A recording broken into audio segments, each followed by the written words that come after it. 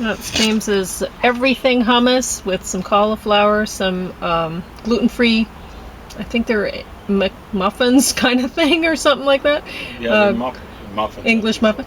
And cottage cheese with James's oregano and some tomatoes and salad. And that pepper has this samosa dip on it. James is going to talk about the Stones and Brian Jones. And I'm going to talk about Afire and They Come Together. Which, honestly, I mean, you might think, oh, well, They Come Together mustn't be very good because it's on the bottom of the stack. But the fact is, it's actually, I laughed quite a bit when I watched it. It was silly, but... I'll start eating, okay? Okay. And then you can start reviewing. Yeah. Okay, so I'm going to read my poem first, which I wrote while I was sitting here waiting for James to come back. And it's called Heatwave. It's 30s for a week or more. I wonder who this heat is for. I truly didn't pray for this. To me, a cloudy day is bliss. I even like a morning rain if sunshine clears the rain again. Some thunder in the afternoon will send me soaring to the moon. So, I like wet instead of dry, and yet I live here, God knows why. The skies above are clear and blue, no clouds to just produce a few cool drops to quench my flower's thirst. On weeks like these, I just feel cursed. Unless I plan a getaway, to have a mountain holiday. I focus on what makes life great. Great food, great views. I just can't wait to hike to where there's still some snow. I'll plan ahead, and soon I'll go. It's a silly little poem. But anyway, Afire. So this one is in German with English subtitles. And I've said before, if I'm going to watch a movie with subtitles, it better be worth my time, because I'm not going to be able to do things like write poetry while I'm watching this. So, but honestly, when I'm recovering from a big hike, I can't get a whole lot done anyway. So, I don't know, I think just being out in the hike and the heat, it kind of cooks my brain or something. I can't really think. Or maybe it just being in a heat wave like this. I don't have air conditioning, so it's warm. And it's going to be this way for a while. So I don't get a lot of sleep before you either, right? Because the heat. So that might be it too.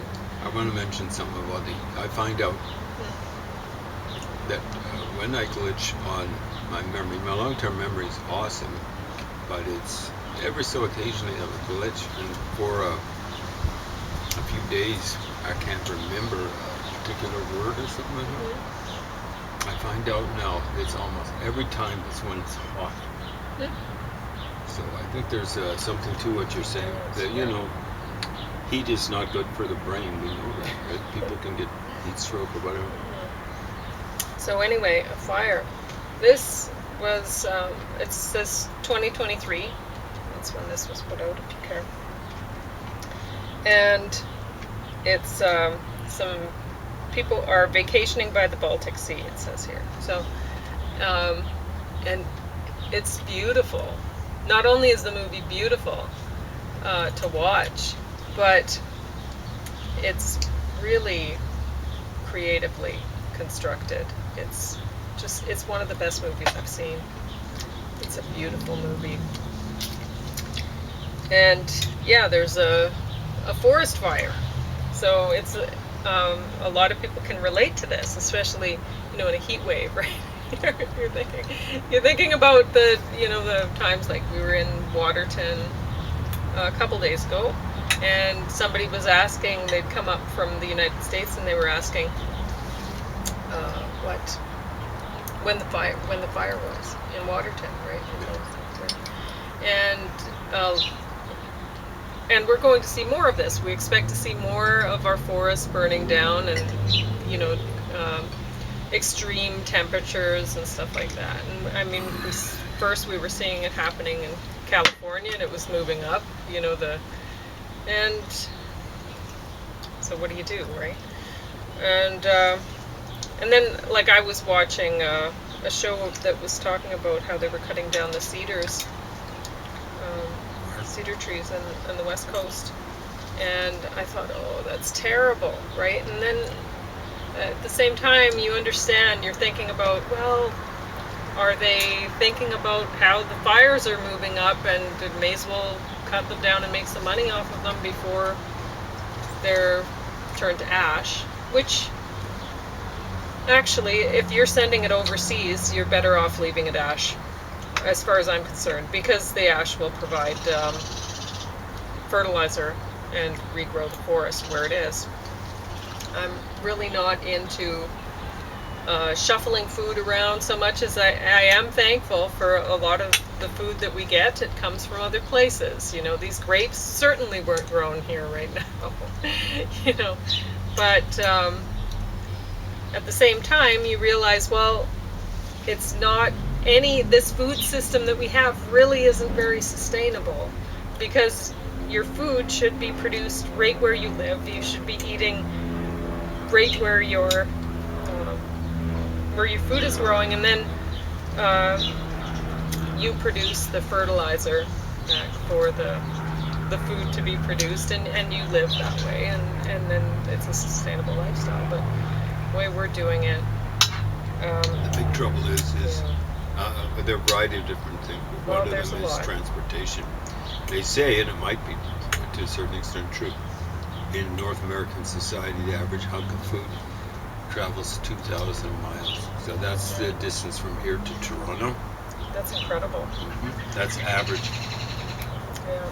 Well, I know I was wondering about it before. I was looking at the stickers on my oranges and whatever, and thinking, this thing weighs this much, and if I were to send a letter to somebody where this fruit came from, it would cost, and it weighed the same, like a parcel or something, that weighed the same amount, about the same size, it would cost me a lot more to send it. It just doesn't make sense. How, I realize there's a whole, the selling in bulk, like commodities of scale or whatever. What is it? Anyway, my brain's not working. I don't really want to talk about things like that because I'll get things wrong. I know I will, because I'm just overheating. Well, we always say, or at least I do, and it's understood with you, like check up everything that we Please say. do. Yes. We're not saying that we're No, infallible. when it but I comes don't don't script this stuff. The only thing I guess I scripted was my poem while I was sitting here. So yeah, it's just dinner talk. That's all this is. We'll just talk about dinner and a movie. And even if we're doing something scripted, we can get things wrong, So always check things up. They should apply to everything that you run across on the internet, in books, on TV, whatever. You should always try to check it up. So, this film was the winner of the Silver Bear Grand Jury Prize at the 2023 Berlin International Film Festival, which, honestly, when I see things like that, I think, is it really going to be good, but it was definitely worth watching. They came together. This had a lot of talent in it, like, you can see Paul Rudd and Amy Poehler on the cover. I don't know how to pronounce her name, but there's lots of people in here. They said Poehler, but Ed Helms. it's Peter, something like that. Okay. So, it says brilliant and stuff. It's really not. It's silly, but it's funny.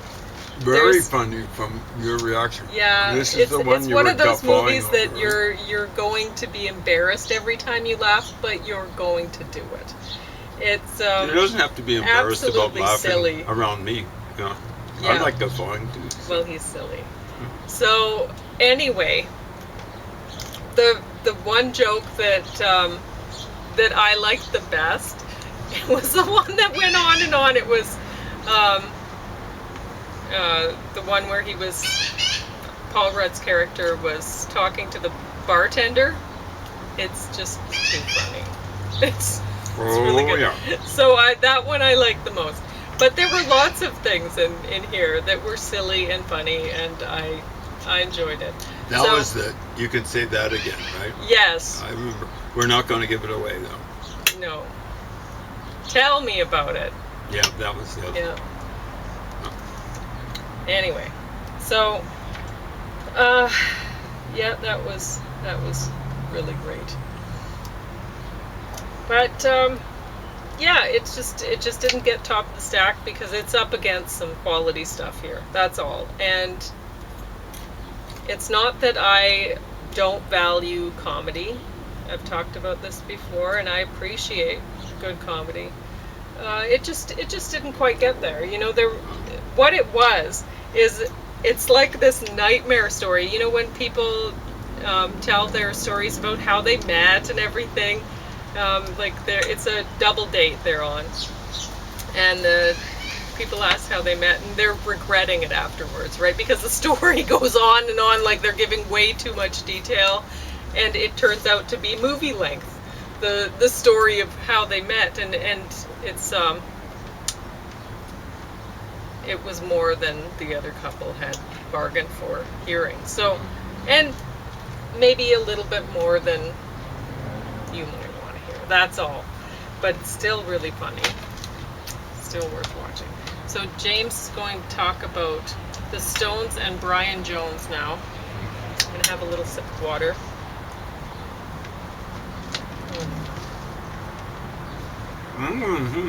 And James is going to chew his food. Oh, you didn't try that yet. I don't like, I'm going to say while he's chewing, I'm going to say that I actually don't like that samosa layered dip. I don't like it at all. It's, honestly, it's the whole layeredness of it, it's unattractive. So, like, layered dips are supposed to be attractive when they're layered up like this. This one is not. It's not at all. And I think honestly, it looks a little bit like bird poop, but yeah. Yeah, it's that green. Green mixed with white. Okay, maybe white too. So it's really unattractive, and then it's not tasty enough to make it worth it. I mean, when samosas are one of my favorite things to eat, I can't eat them anymore because they're, well, I know that I wouldn't stop, but just having a little taste or whatever to remind myself, I would eat lots because I love them. And so I can't eat them anymore. They're fattening, and I can't do it. So I thought, oh, this is going to be a treat. You know, it was on sale for next to nothing at Superstore, and so I don't know, about maybe 70 cents for that container. So next to nothing. I'm not exaggerating when I say that. And it's not good. It doesn't give me any of the thrill that I would have had from samosas. So I'm gonna get out of here and let James talk to you for a while. So enjoy.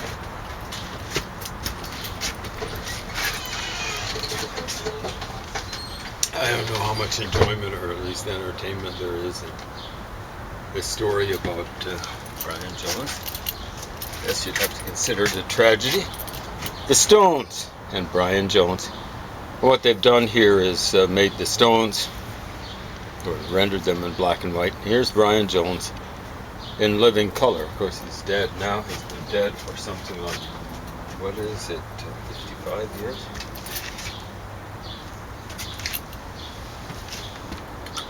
I believe it's 55 years, almost to the day. When did he die? August the 3rd, August the 6th. Sometime near the end of July, or the beginning of August of 1969. An epochal year for rock and roll. So when Woodstock was, Altamont near the end of the year, December the 6th, 1969, where the Hells Angels had a police riot. They also killed a guy, but the guy drew a gun in a crowd of 300,000 people. They had to get taken care of. Big, nasty looking guy. Anyway, Brian Jones, they say was the first rock and roll casualty, drug casualty. You don't know if drugs were necessarily involved. Some people think he was manslaughtered or murdered by people working on his house. Cotchford Farms, which is the original for the setting for the house at Poop Corners or whatever it was, where it's where the creator of Winnie the Pooh and Tigger and Eeyore and cast of several, dozens maybe, not thousands, lived. A. Mill. And he was dead and gone, and Brian Jones bought his country estate. And I don't know whether it was really appropriate for Brian Jones to be there. I used to think that was kind of ridiculous. Because Brian was not a very nice guy. People kept on saying this. How long, 10 minutes? Yeah, more, 13. So. Okay. Anyway, they kept on saying, oh, he's a nice guy, he just had some troubles. No. He visited his troubles on other people. One of the most telling shots that they had in this movie, it's a documentary, I should point out, but it's not a mockumentary, is Brian Jones when he still had his mojo, shall we say. I love the blues, so I'll use that too. And he was the leader of the group. And the two guys that they're hiding in the back here, Bill Wyman, the bass player, and Charlie Watts, the drummer, the rhythm section, I'm told, were considerably older. I don't know if we still have found out how old Bill Wyman was.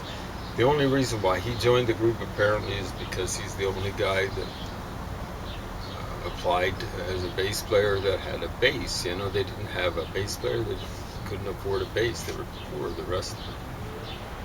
And at any rate, they're in a press conference. We got three in front. For some reason or another, they put Wyman, Watts, and Keith Richards in front, and 2/3 of them are pretty ugly looking, especially Bill Wyman back in the day. And behind those three in front were Mick Jagger and Brian Jones. And Brian Jones actually pulled something pretty witty in a physically comic kind of way. So he's behind Bill Wyman, he's smoking a cigarette, and he's kind of looking up, and he's tapping ashes off on Bill Wyman's rather ugly hairdo, you know, like this. They kept on saying in the movie, and they're right, and this illustrates it wonderfully, that Mick Jagger wanted to be, and eventually he was, the Brian Jones of the group. Brian Jones was the founder of the group and the leader of the group, and then Mick Jagger took over fairly early. So Mick Jagger, you can see it's like monkey see, monkey do. You can see him in the, I finished watching, Pauline watched a bit of it, Gimme Shelter, about the Rolling Stones' disastrous concert in 1969. And you'll see Mick Jagger, you know, like he's got various moves. He's dancing like this, and he looks like a frenzied monkey, frenziedly scratching at his armpits, trying to get a case of fleas out of his armpits, you know. It's just, what a disaster of a frontman, just a joke. So, yeah, so Mick Jagger, after Brian Jones, he's going like this. And he's basically saying, Bill Wyman's so unimportant, I don't even know he's there. But Mick Jagger, he's got presumably a brew in his hand, or maybe it was a bottle of Coke or something like that, but I think it was a beer. And he just pointedly pours it on Bill Wyman's head.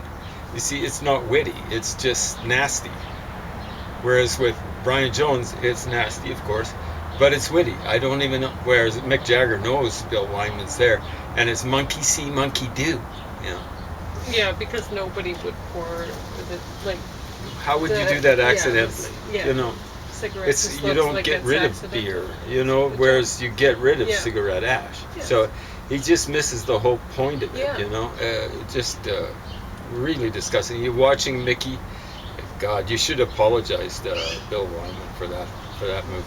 But yeah, it's I don't know why these three guys in front. Bill Wyman was a pretty homely guy. That's just the way it goes. It's all culturally induced and all that sort of stuff. I can remember back in 1966 there was one readers' poll. Might have been Melody Maker, NME, New Musical Express, whatever NME stood for. Didn't stand for enemy. And the Dave Clark Five were voted the most handsome group in England, rock group, or pop group, I guess they'd call them, or rock and roll group. And the ugliest, Rolling Stones. They didn't dress, I would presume are like the Beatles, they dress all in almost like a uniform. But the Stones were the ones, actually, from what I can tell, that pioneered wearing individual clothes. So you can see they're all dressed differently, and that's the way they were on the stage. Anyway, so that's a beginning, a very telling little thing. And they've got lots of stuff. They've got stuff from Brian Jones playing a clarinet in a school band. They got the approval of the school. I don't know who was saving it up. They've got him wearing glasses when he was a younger pup. They've got baby pictures, all this sort of stuff. They've got an interview or two with his dad.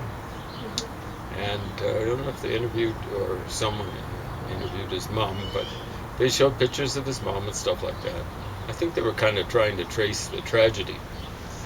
And as I was suggesting yesterday, the tragedy was self-inflicted.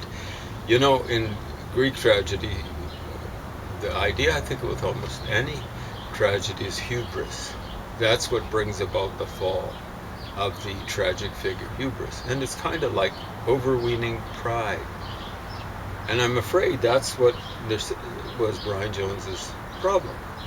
He just thought he knew everything better than his parents. So, yeah, I think he made a good choice doing blues and more rhythm blues. Blues is kind of boring.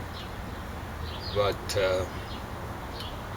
like the doping, his parents wouldn't have approved of, and the drinking and stuff like that. I don't know if I've ever seen someone as young develop bags under their eyes from drinking. I remember seeing it in an album my brother bought. It might have been the first album he ever bought, my older brother. This was 1966, High Tides and Green Grass, and it was a fold-out cover. I'd never seen it before. And it actually had a little booklet inside with lots of pictures. And Brian Jones, you could see he was maybe asthmatic. He seemed to be a mouth breather. What's going on? You have lots. Anyway, bags under his eyes. 66. So that's 3 years before he died. And he died at age 27. So here he's got these huge terminal bags under his eyes when he's 24 years old. But one of his girlfriends, they had some telling interviews with some of his former girlfriends, said, this is early on. He doesn't, not one of his later ones, like Suki Poitier or Anita Pallenberg or Zuzu. I don't think it was Zuzu. One of the early ones said he'd drink all day. And it wasn't beer, it was scotch and Coke. Scotch and Coke, I think they said, which is, depends on how you mix it, I suppose. But scotch is serious stuff. And it's even more serious than one thing. And what the woman said, what the former girlfriend said, he never got drunk. Why? He was on speed. He was flying on speed at the same time. So they were talking about what caused it. Why did he fall? He was the leader of the Rolling Stones. He was the strongest character from what we could tell. And they said, oh, he was small. Smaller than average, maybe. Smaller than the rest of them. I don't think so. Charlie Watts is small. He was kind of, I don't know if he's picked on, but he was always in the background. He's the drummer. Background when they're playing and background when they're getting interviewed and stuff like that. He just died recently, Not a drug casualty. He stayed with the Stones, right, I think, till the end of his life. They weren't touring when he died, but he didn't seem to have a problem. Bill Wyman, they said we had Keith Richards and Mick Jagger picked on Brian Jones. He couldn't handle it. Yeah, but who was getting picked on by everyone? Bill Wyman, the bass player. And you can see him. He's an old guy when they were interviewing. He was a special consultant for this documentary, and he's the guy that puts it over the top. Bill Wyman, because he was right there in that group for a long time. He quit them relatively early, but he was there. He might have quit them over 30 years ago, but he had a real musical appreciation for the Stones, and particularly for Brian Jones, what he contributed. But he doesn't look like a casualty. What's the problem? Amphetamines. You know, they were saying Brian Jones, he was picked on by Keith and Mick so much, he got paranoid about them. No, it didn't have anything to do with them being picked on. He was on speed. These things happen when you're on speed.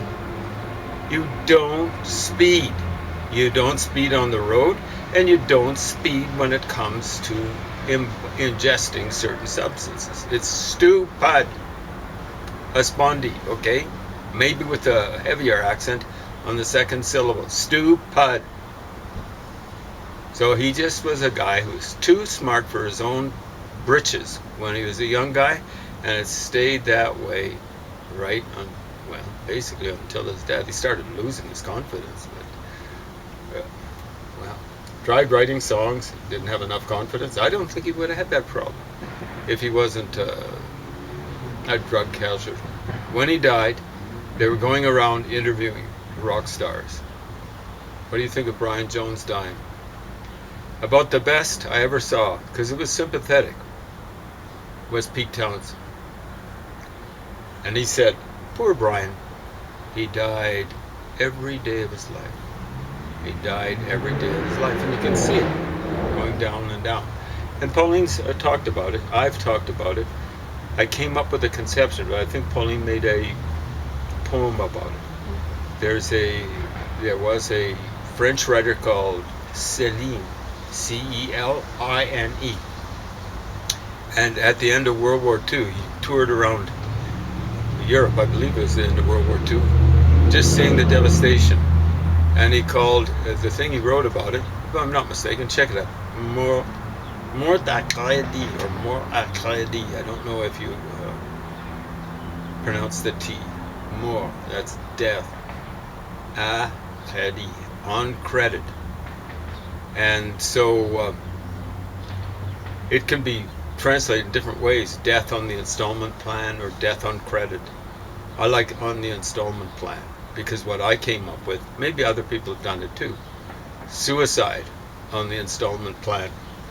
This guy had it on a short-term installment plan. Some people have a longer installment plan. You know, you can get that. You can pay off your mortgage, and not even in your lifetime. Some people pay it off really quickly. He had to pay it off really quickly. Mr. D, he was dancing with Brian Jones, and the dance was over really quickly, the dance of death.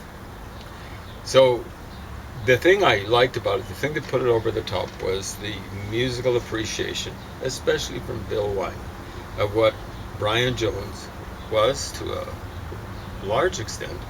Well, it's a great could have picture too, because Yeah. it has him peeking over, and I mean, but Brian Jones is the only one in color. Yeah. And he, this isn't as colorful as he became, but they really did it nicely, because they've got the Red over red, top, yeah. and he had, they might have pumped up the yellow. Sometimes I figured his hair was almost white, but very white type of face, and reddish white, and then yellow. He's a Welsh guy. He actually had a bit of a Welsh accent on him. One of the things I'm going to comment on is the nicest Welsh person I ever